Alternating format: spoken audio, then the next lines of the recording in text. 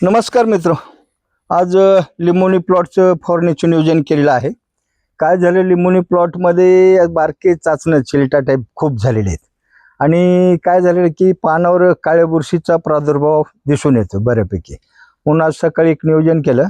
मग त्यासाठी काय केलं, 2 बुरशीनाशक घेतले. एक स्टेप्टोसायक्लिन घेतलेलं आहे. स्टेप्टोसायक्लिन हायर फंगिसाईडमध्ये असे येतं.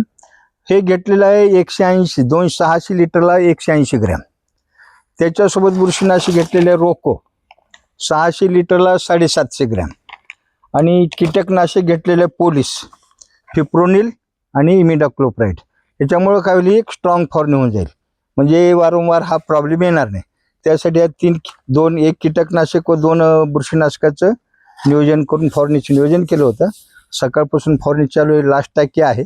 त्या पद्धतीने जर काही शेतकरी बांधवांच्या लिंबूने हा प्रॉब्लेम असेल, काळी बुरशी पानावर किंवा थ्रिप्स असते, आपलं मावा असेल किंवा तुडतुडे असतील, थ्रिप्स जे काय असेल, समजा साधे चिलटा असतील, समजा डास असतील, तरी पण त्या 2-3 औषधे एकत्र करून फवारणी करून घ्यावी. म्हणजे आपला बाग कसं आहे, आता शेटिंग चालू आहे, त्या शेटिंगला डिस्टर्ब होता कामा नये, सगळ्यात महत्त्वाचं.